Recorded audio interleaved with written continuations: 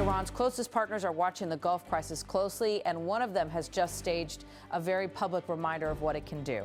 As a U.S. naval blockade targeting ships moving in and out of Iranian ports came into effect on April 13th, North Korea broadcast images of leader Kim Jong-un overseeing a new round of missile launches from a modern destroyer that Pyongyang has presented as a flagship of its expanding navy. The message was hard to miss. Even as pressure tightens on Tehran, another heavily sanctioned U.S. rival is demonstrating strike power and doing it at a moment of maximum geopolitical tension. North Korea's state media reported that Kim observed an operational efficiency test involving missile launches from a 5,000-ton class destroyer named Choe Hyon, a vessel first unveiled in April 2025 and repeatedly highlighted in recent months as a key part of the regime's naval modernization.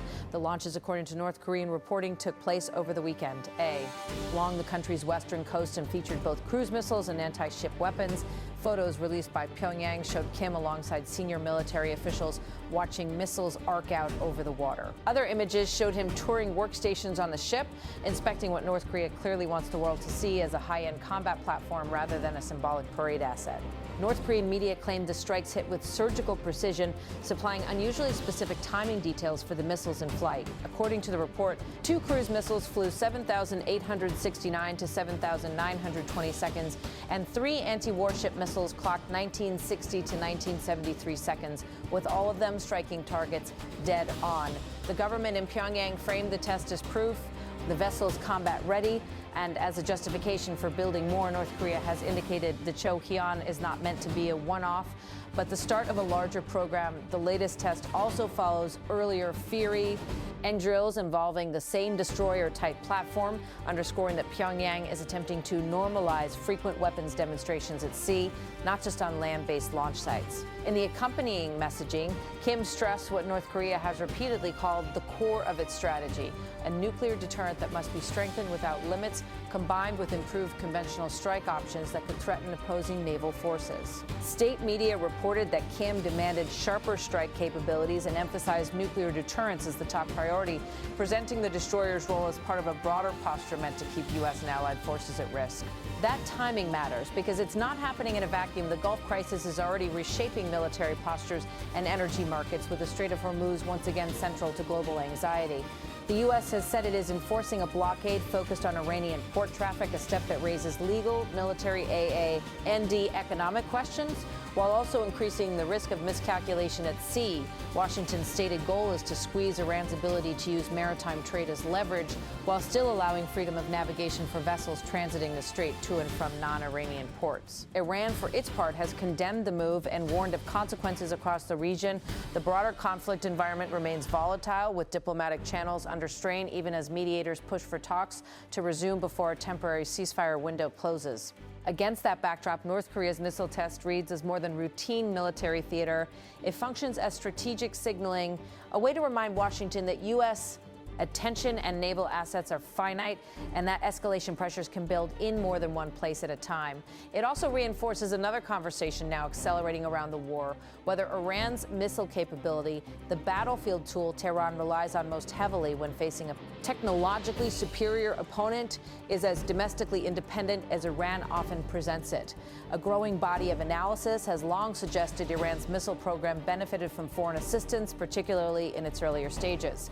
Now, in the context of a high-intensity regional conflict, that argument is reemerging with new urgency. And a specific claim has drawn attention because it points not to China or Russia, but to North Korea. Security specialist Bruce Bechtel, who has studied the North Korea relationship and has co-authored work on their strategic partnership, has argued that elements of Iran's missile arsenal trace directly to North Korean systems or designs. In comments reported by Fox News Digital, he claimed the relationship is not theoretical or indirect, but reflected in real platforms and transfers. On one of the war's most closely watched alleged launches, a missile attack aimed toward the U.S. base on Diego Garcia in the Indian Ocean, Bechtel made a blank. Assertion about what was used and where it came from. Asterisk, he said the missile launched at Diego Garcia was a Musudan. The Iranians bought 19 of these from the North Koreans and took delivery in 2005. They have had this capability since 2005, and this is no secret weapon, Axient. If accurate, that claim would be significant for two reasons. First, it would directly connect a current wartime strike attempt to a North Korean origin missile system. Second, it would underscore how long-standing and operational the Tehran-Pyongyang pipeline may be. Not a new partnership born of today's battlefield needs, but a relationship built over decades of sanctions pressure and shared hostility toward the U.S. Iran's missile force is central to its deterrence and retaliation strategy. Over years, Tehran has developed a layered arsenal ranging from shorter-range ballistic missiles to longer-range systems that can threaten targets across the Middle East. In this war, those capabilities matter not just as symbols, but as tools Iran can actually use, from targeting regional bases to pressuring adversaries through the threat of sustained strikes. Analysts who emphasize North Korean links argue that multiple Iranian systems either resemble North Korean missiles or were derived from earlier technology transfers, with Iran adapting, extending, or locally producing variants over time. The logic is familiar. One country with established missile manufacturing and test experience provides hardware, design expertise, and technical knowledge. The other provides money, energy supplies, and a willing market. Reports and assessments over the years have pointed to Iranian infrastructure development that may have benefited from foreign support. Among the claims circulating in expert discussions are allegations of North Korean assistance with testing and tracking facilities inside Iran, tools that would be essential for improving accuracy, reliability, and range over time. In this view, nor. Korea is not simply selling missiles as finished products. It is exporting know-how, engineering practices, test methodology, and manufacturing lessons that allow a buyer to scale up domestically and evolve designs beyond the initial import. It's also a relationship that makes strategic sense for both sides. North Korea has long sought hard currency and strategic partnerships to survive isolation. Iran has long sought to build deterrent capabilities that can offset U.S. and Israeli air power. Both operate under heavy sanctions. Both face extensive export controls. Both have incentives to build supply networks that avoid scrutiny and to trade through indirect channels. That dynamic becomes especially consequential in wartime conditions when the demand for replacement components, technical troubleshooting, and rapid iteration rises sharply. Missile forces consume inventory quickly when used at scale. They also reveal weaknesses when pushed under operational stress. A partner that see and provide replenishment, expertise, or design alternatives becomes strategically valuable. This is why the North Korea angle draws renewed attention now as pressure intensifies on Iran's ports and shipping routes. If Iran's ability to move goods and earn revenue by sea is constricted, then the question becomes how Tehran continues to fund and sustain the parts of its military machine it relies on most, including missiles. At the same time, the U.S. blockade increases the stakes for everyone operating near the Strait of Hormuz. Shipping companies, insurers, and energy markets have reacted to uncertainty, with price swings reflecting fears of disruption. Even if the blockade is limited to Iranian ports and coastal traffic rather than sealing off the entire strait, the operational environment becomes riskier. More interceptions, more confrontations, more opportunities for misunderstandings to escalate. And Iran has its own playbook for maritime pressure.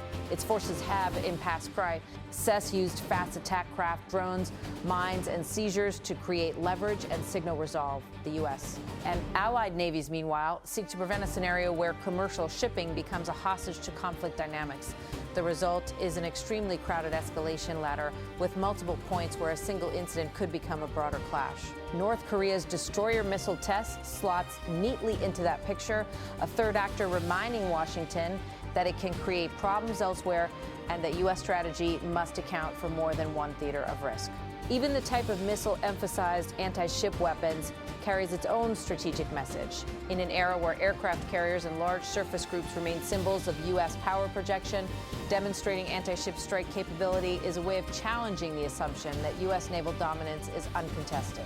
Whether North Korea's real-world capability matches its propaganda claims is a separate question, but the signal is unmistakable. And for Iran, the messaging resonates. Tehran has built its own deterrence culture around the idea that it can strike high-value targets, impose costs, and sustain pressure even if it can't win a conventional air and sea fight head-to-head. If Iran is drawing on North Korean design heritage or North Korean systems, then the two countries' strategic narratives reinforce each other, stand firm under sanctions, trade among the isolated, and rely on missiles to level the playing field.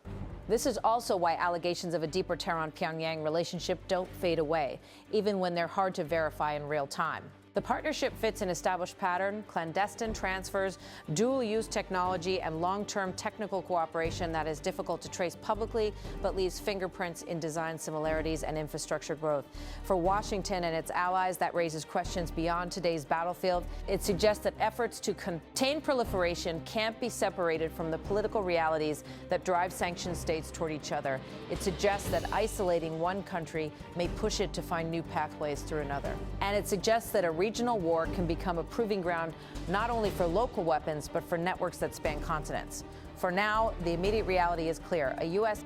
naval blockade aimed at Iranian ports is in effect. Iran is warning of retaliation, and North Korea has chosen this moment to publicize missile launches from a new destroyer while doubling down on nuclear deterrence messaging. None of that makes diplomacy impossible. But it does mean any path to de-escalation has to account for more than just what happens in the Gulf. It has to account for how allies and partners of the main actors may try to shape events by shifting attention, raising costs, or signaling that pressure in one arena can be answered by provocation in another.